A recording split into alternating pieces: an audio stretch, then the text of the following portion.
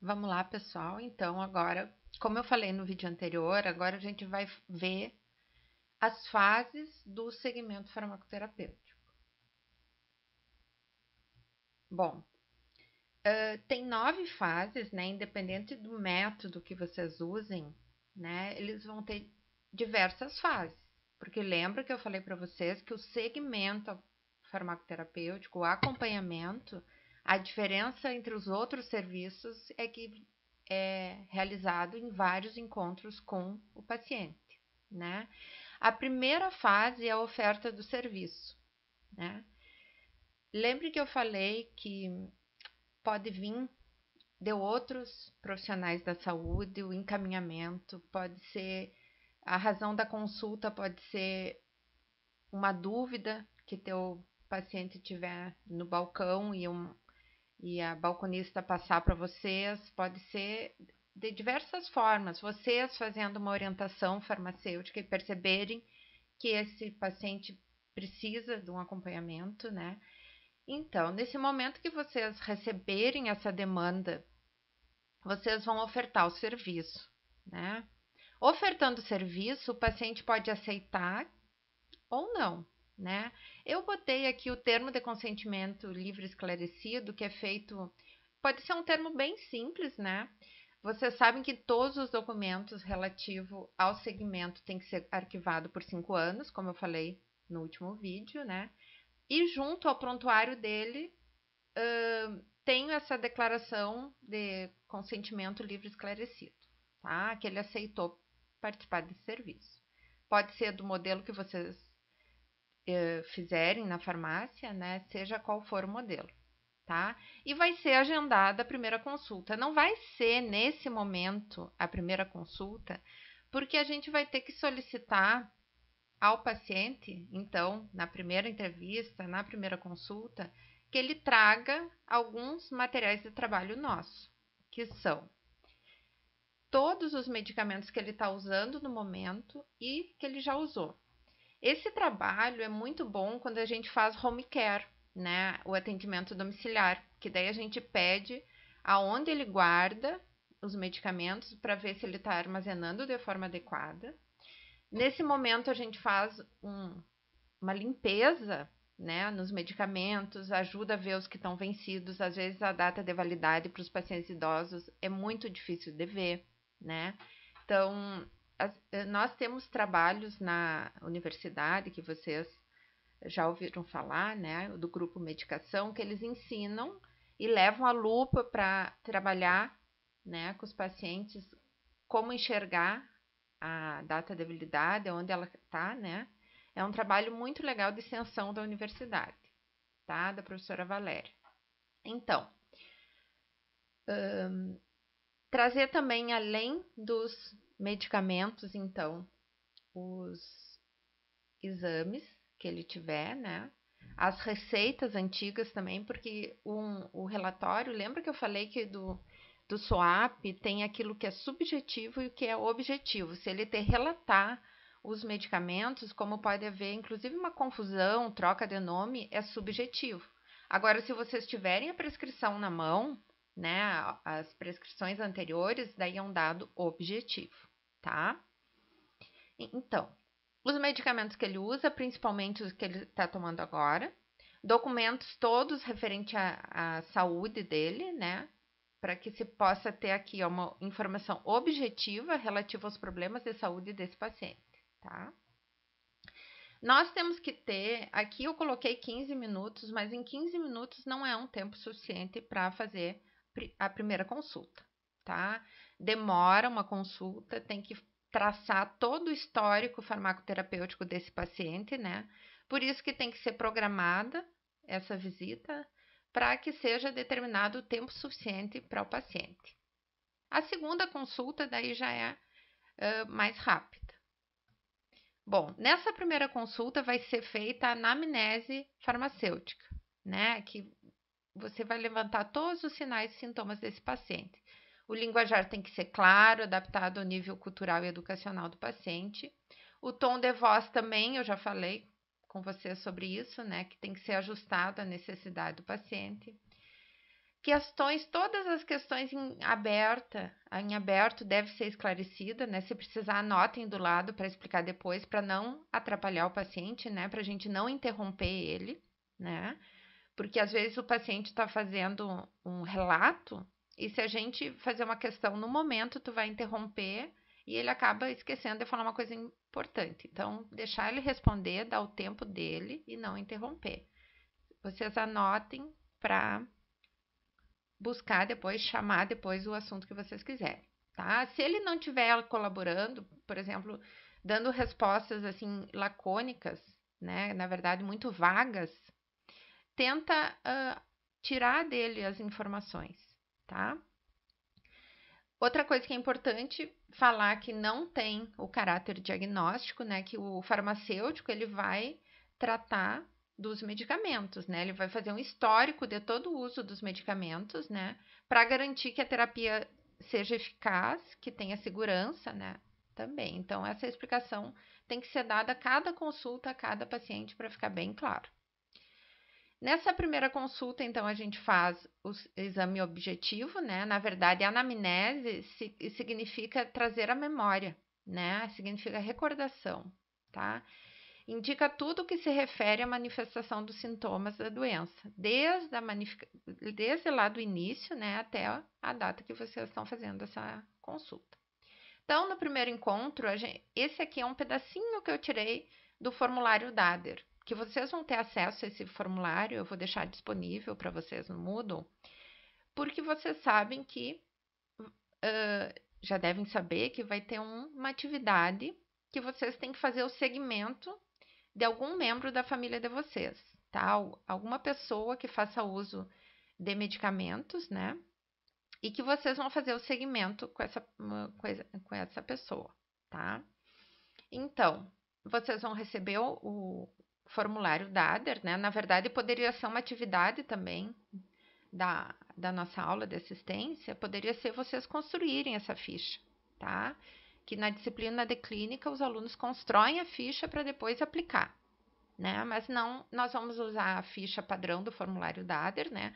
Que vocês têm que, pelo menos agora, ter contato e aprender a fazer uma entrevista com o paciente. Então, aqui está um pedacinho da ficha, que no primeiro encontro a gente vai levantar o que mais preocupa ele, né? Quais são as preocupações de saúde do paciente. Aqui é outra parte também do questionário que eu recortei e colei aqui, né? É a sacola com medicamentos. Em cada medicamento que ele tomar, vai ter que ser respondida essas 10 perguntas, né? Se ele está utilizando, quem que prescreveu, para que prescreveu, ele tem que nós temos que saber se esse paciente ele sabe para que ele está tomando cada medicamento, o resultado dele, desde quando ele toma, quanto que ele toma, como ele toma, se é com leite, se é com água, se é junto com a refeição, não, até quando ele vai ter que tomar esse medicamento. Se ele tem alguma dificuldade, pode ser uma deglutição, pode ser né, alguma dificuldade que ele tenha para usar esse medicamento. E se ele sente algo estranho após o uso do medicamento. Bom, aqui eu repeti de novo, na verdade é para vocês terem uma explicação, né? O que é cada uma dessas perguntas, mas é basicamente o que eu acabei de falar para vocês, tá? Depois de ver os problemas de saúde, de analisar todos os medicamentos que ele toma, a gente faz uma fase chamada fase de revisão. Essa revisão a gente pergunta assim, ó, da cabeça aos pés, tudo, né? Todas as partes, se ele sente alguma coisa, porque ele pode esquecer de falar alguma coisa que seja importante, né? Cabelo, daí ele lembra, eu tô com muita queda de cabelo. Você sabe que queda de cabelo ela é bastante associada ao estresse. Cabeça, eu tenho dor de cabeça, assim, assim, né? Olhos, ouvido, pescoço, mão, né? Músculo, braço, coração, pulmão. Então, vai fazendo toda uma revisão para a gente ver outras situações que a gente também possa ajudar e que seja um problema de saúde para esse paciente, né? Então, é para aprofundar um pouquinho mais aquilo que ficou meio lacônico ali antes, né? Na primeira parte. Bom, Daí, vocês traçando as preocupações de saúde do paciente, tendo a sacola de medicamento deles e fazendo a fase de revisão, vocês vão conseguir traçar o histórico farmacoterapêutico desse paciente. E aqui, nesse momento, vocês têm o primeiro estado de situação do paciente, tá? Então, o estado de situação no formulário DADER, ele é a parte mais importante do formulário, tá? Porque esse aqui é o documento do estado de situação. Ele associa cada problema de saúde ao medicamento que ele toma, né? Cada linha dessas vai ser um medicamento, tá? Então, aqui a parte em vermelho que eu deixei destacado para vocês, vocês colocam o problema de saúde, né? Desde quando ele tem, se está controlado, preocupa ele, sim ou não, por exemplo, se for hipertensão, tá? Tá controlada essa pressão, ele se preocupa com isso, né? Depois eu falo para vocês o porquê do preocupa. Porque na verdade, quando nós formos tratar um plano de ação para fazer uma intervenção, o ideal é a gente começar por aqueles problemas de saúde que mais preocupam o paciente, tá? Daí, qual medicamento que ele toma, né? Desde quando ele toma esse medicamento, a posologia. Aqui é cumprimento e conhecimento, tá? Então, se ele cumpre, se ele tem aderência e se ele conhece para que é.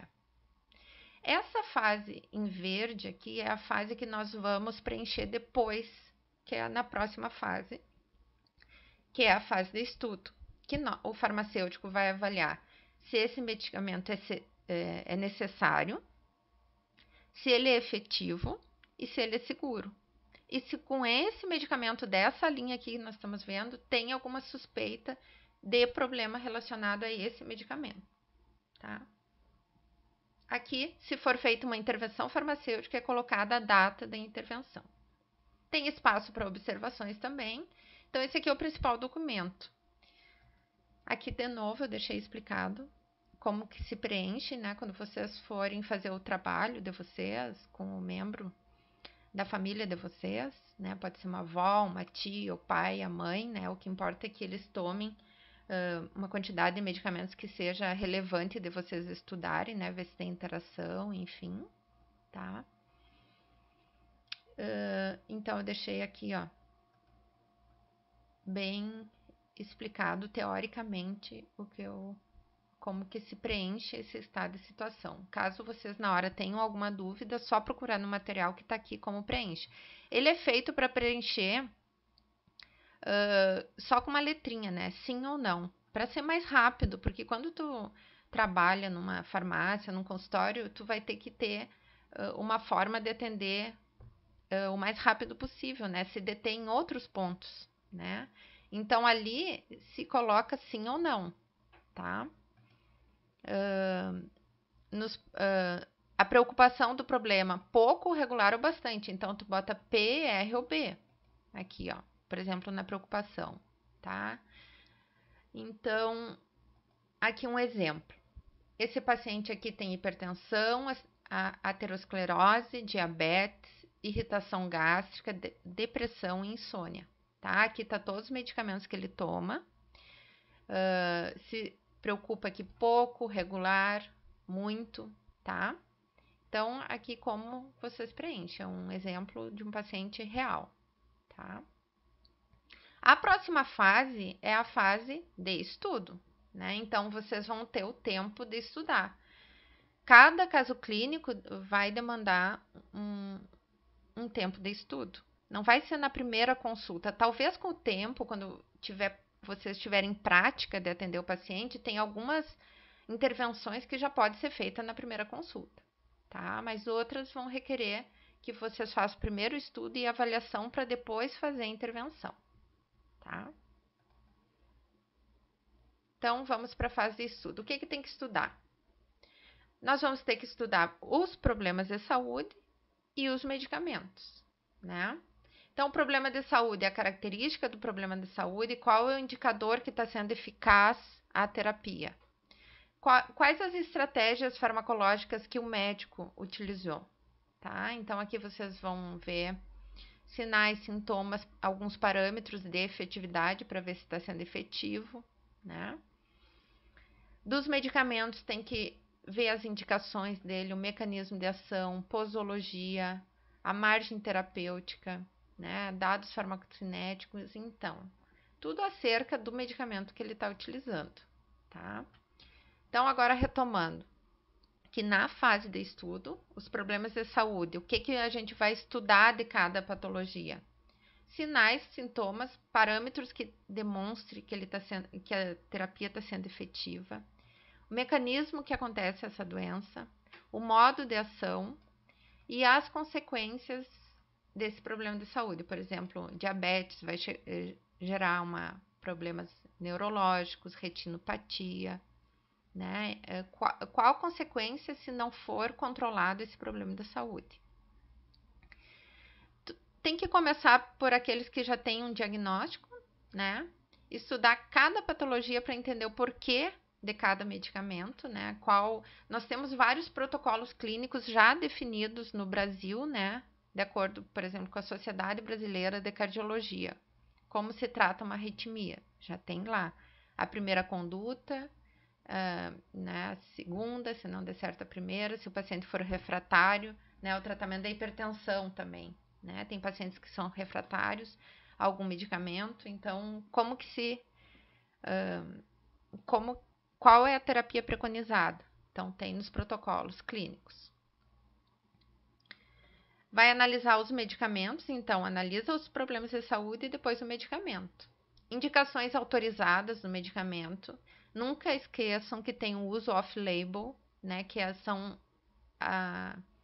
as indicações que elas não estão autorizadas. Não é para isso que o medicamento foi autorizado, mas ele pode ser usado. A gente tem alguns exemplos na psiquiatria, por exemplo, que é o topiramato, a lamotrigina. São medicamentos que são usados para epilepsia, mas eles também são usados para transtornos do humor, para bipolaridade. Agora, com a questão da pandemia, também estão tentando alguns medicamentos que já está no mercado, né, para tentar o uso para melhorar os sintomas do coronavírus, o caso da cloroquina, né, hidroxicloroquina, né, que estão fazendo uso off-label, não é para isso que ela foi indicada. Bom, então, estudar as indicações que são autorizadas, mas sempre lembrar que o prescritor pode estar fazendo uso off-label. Mas estudar as indicações autorizadas vai explicar o porquê que elas estão ali para aquele estado de situação do paciente, ajuda a interpretar como o clínico seleciona o tratamento da doença, como que a análise, né, o delineamento do tratamento que ele faz, tá? Bom, o mecanismo de ação, como que o medicamento combate a doença, a gente pode, com isso, entender o efeito do organismo, quais os efeitos que se espera desse medicamento, assim como aqueles que são indesejados, né? As reações adversas, enfim, tá?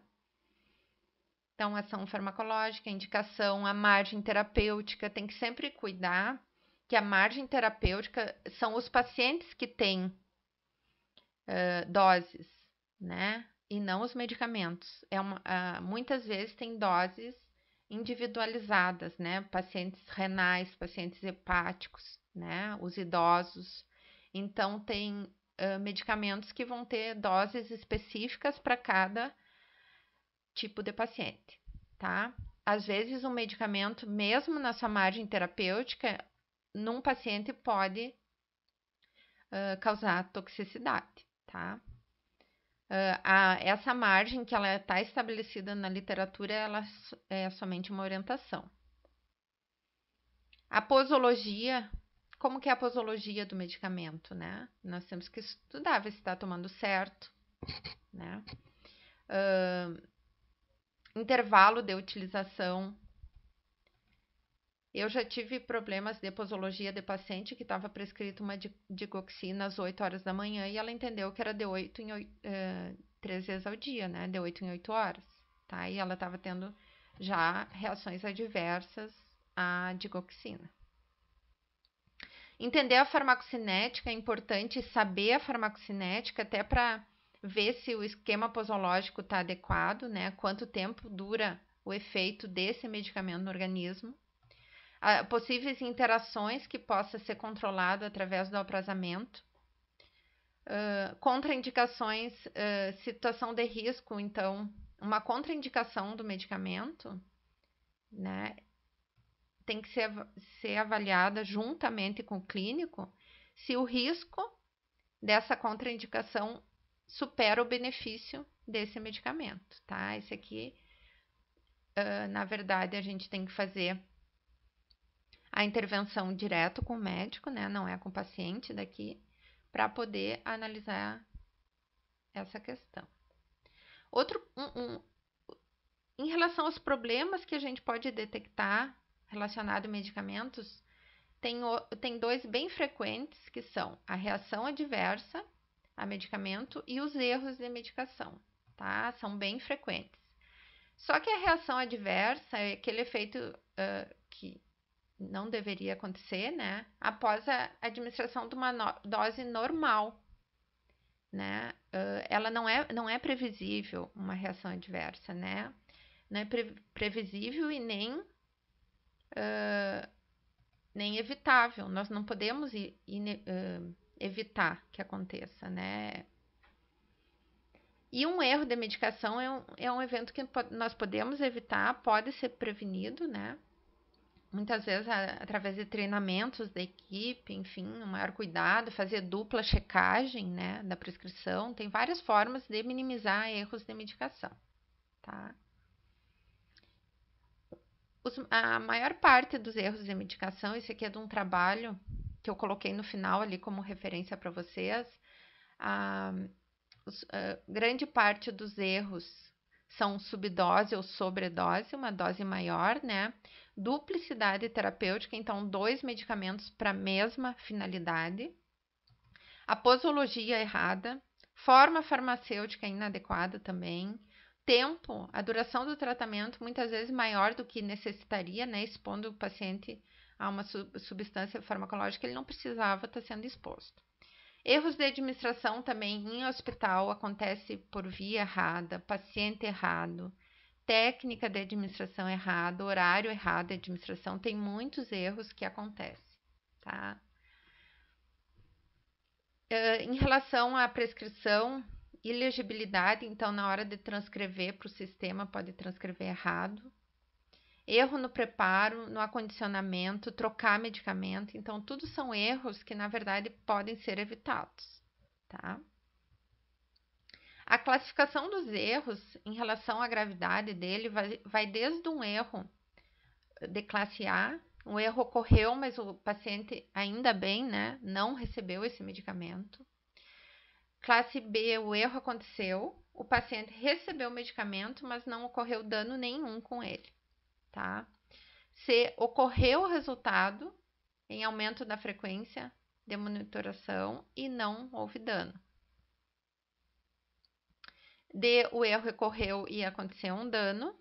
O D1 é um dano temporário, que precisou um tratamento para esse dano. D2, temporário, e causou um aumento no tempo de internação desse paciente. D3, um dano permanente para o paciente. D4 é um dano que o paciente ficou em estado grave, decorrente desse erro de medicação, e o erro E é que resultou no óbito do paciente, tá? Então, essas são as classes em relação à gravidade do erro.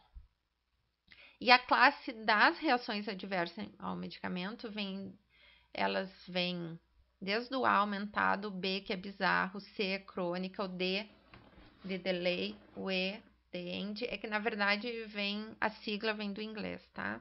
E o F que é de fail, falha. Então, por exemplo, aqui, ó, primeiro, uma reação do tipo A, ela está relacionada à dose normal do medicamento e à ação farmacológica. Por exemplo, irritação gástrica com anti-inflamatórios. Tá? B, bizarra. Essa aqui são o B de bizarro, é fácil da gente lembrar porque ela é bizarra. Ela pode acontecer ou pode não acontecer, tem a ver com a sensibilidade do paciente, tá? É uma reação geralmente imunológica, alérgica, de hipersensibilidade, é inesperada, não tem como prever, né? Pode acontecer mortalidade, tem uma alta mortalidade em relação a esse tipo de reação adversa. Tá? A C, que é do tipo crônica, ela é relacionada ao uso contínuo do fármaco e o efeito cumulativo, tá? O principal exemplo é a tromboembolia causada pelo uso de anticoncepcionais. O delay, que é o D, ela é tardia, ela após algum tempo depois da administração, tá? Do medicamento. Pode ocorrer, por exemplo, um tumor, carcinogênese, né? O E é a abstinência, vem de end, que é, né, no final do tratamento, depois de cessar um tratamento, suspender um tratamento, acontecer uma abstinência, tá? Por exemplo, síndrome de abstinência aos opiáceos, né, é a mais típica.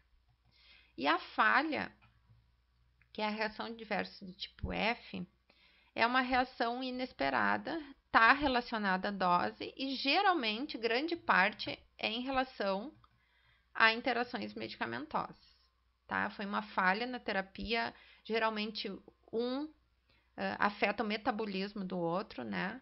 Tá? Pode induzir o metabolismo e causar uma falha na terapia. O principal exemplo é a falha nos anticoncepcionais causada por vários fármacos. A gente tem uma série de fármacos que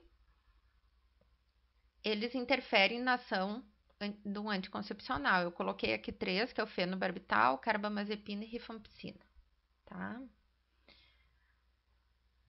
que mais?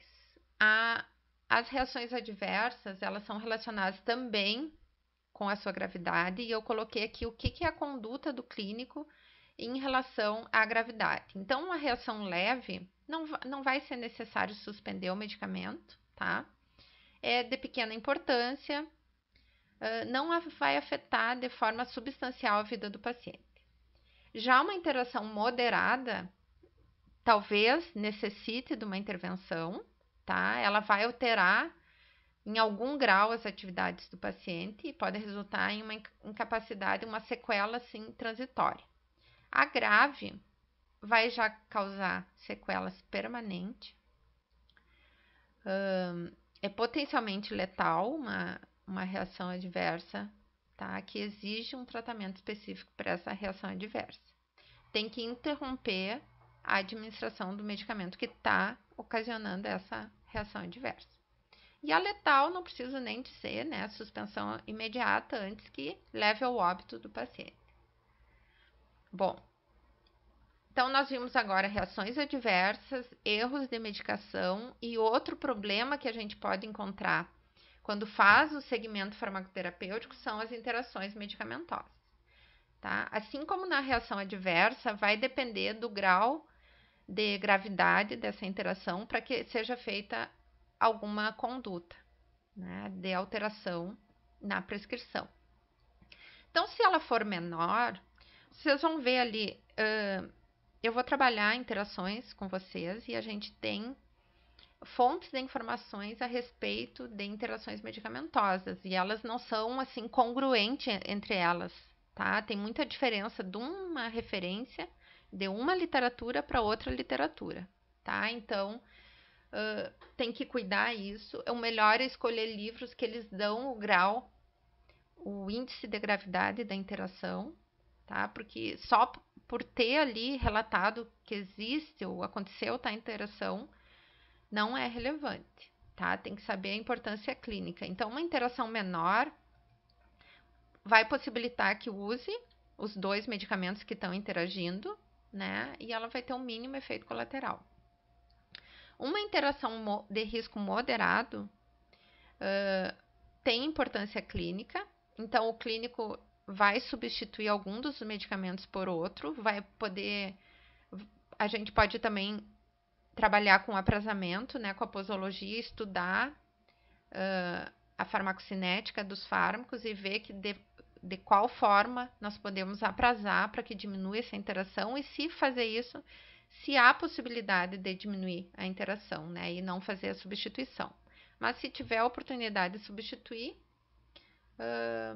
o melhor seria substituir, tá? E a de gravidade maior, que gera efeitos graves, tem risco de morte, né? Tem que ser documentada, tá? São contraindicadas e a conduta é substituir um ou até mesmo os dois e ainda adotar medidas de suporte de vida para que não ocorra o óbito desse paciente, porque é uma interação de risco grave.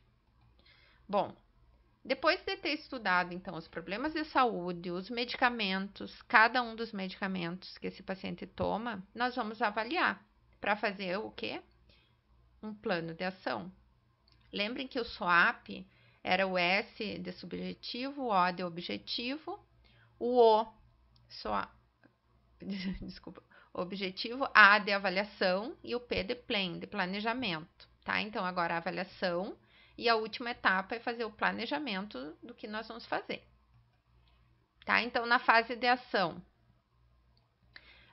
se o paciente ele necessita do medicamento, se ele não necessita, ele está tomando um medicamento que não necessita, é um PRM do tipo 2. Lembra lá quando a gente classificou os PRMs? No primeiro vídeo, PRM 1, 2, 3, 4, 5 e 6. PRMs de necessidade, efetividade e segurança. Tá? Então, os PRMs do tipo 1, por exemplo, e do tipo 2, o do tipo 2 é quando ele usa um medicamento que ele não necessita, e aqui no tipo 1, aqui embaixo, ó, tem um problema de saúde que não está sendo tratado, não tem aquele medicamento que ele precisa na prescrição dele, daí é o tipo 1. Seguindo aqui na ordem do organograma. Os medicamentos estão sendo efetivos? Né? Se sim, o medicamento é seguro? Tá? Toma mais algum medicamento? Tá? Existe um problema de saúde que não esteja sendo tratado? Tá? Se ele está com algum problema relacionado ao medicamento, é um problema quantitativo? Lembrem, né? Ou se não é um problema quantitativo, tá? PRM do tipo 3, o tipo 4.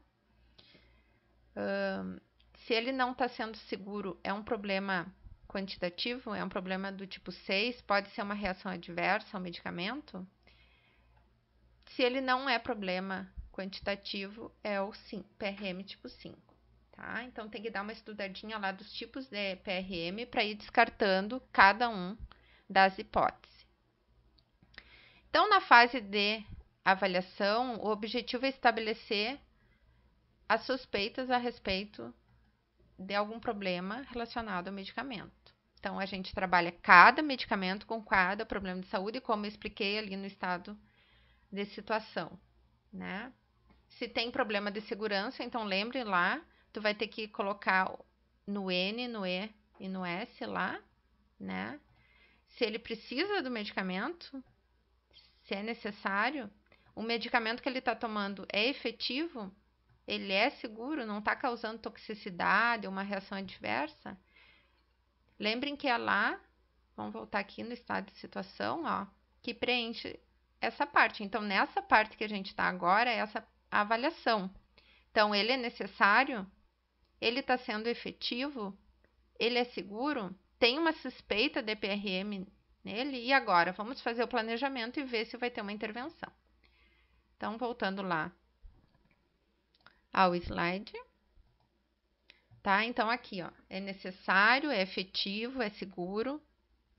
Essas perguntas que a gente tem que responder nessa fase de avaliação, montar um plano de ação para ver que intervenção que nós vamos fazer com esse paciente.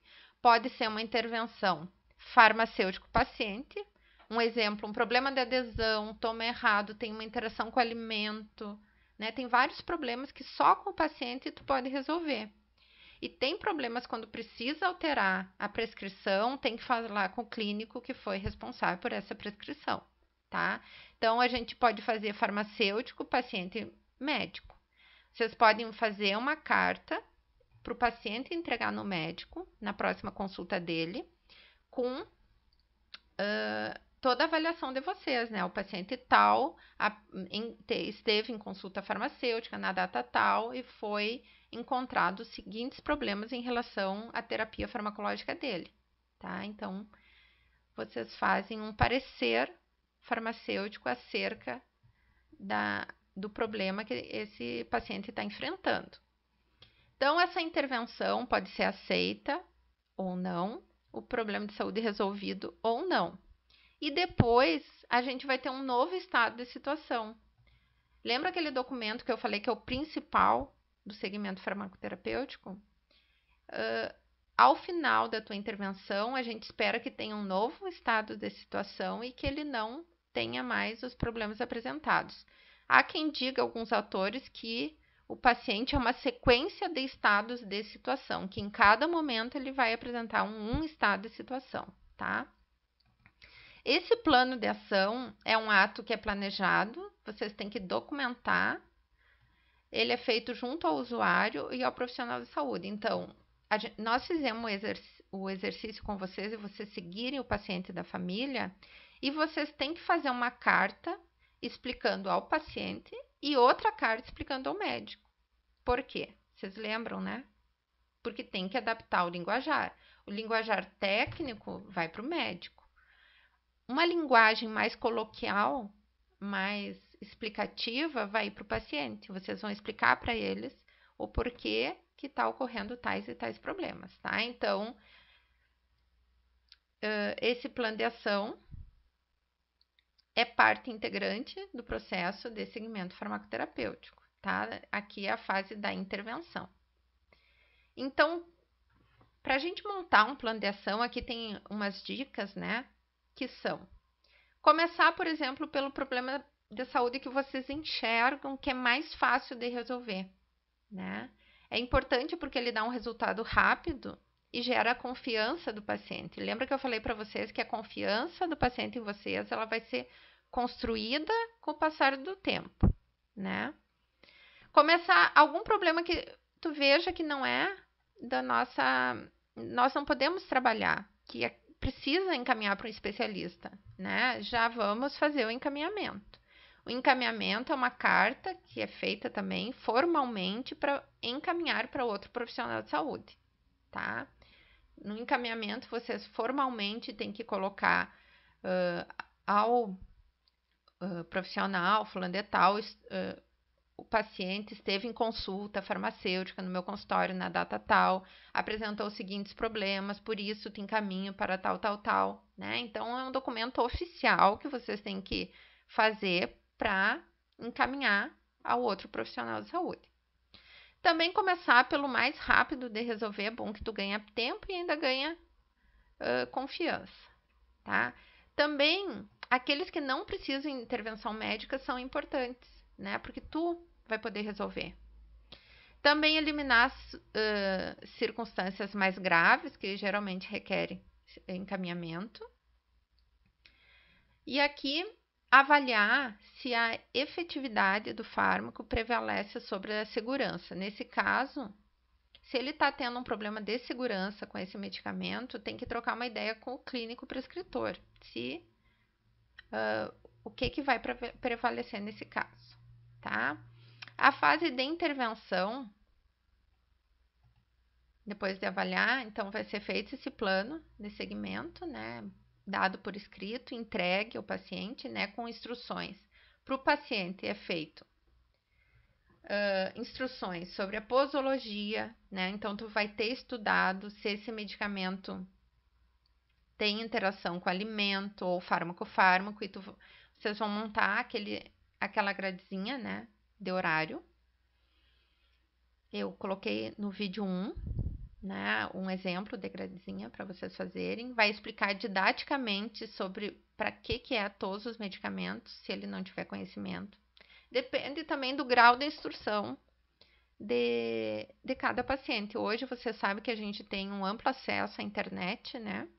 Então, os pacientes são muito bem informados também, dependendo do grau, do nível social e do grau de escolaridade dele. Muitos pacientes, eles são bem informados. Medidas alimentares, lá é importante que não está no método Dader, hábitos alimentares do paciente, tá? Para fazer o aprazamento. Não adianta dizer para ele o aprazamento ali, o senhor toma depois do café da manhã, só que o café da manhã ele é às 11 da manhã, né? Então tem que perguntar que horas as refeições para nós fazermos o aprazamento de acordo com a rotina do paciente, tá?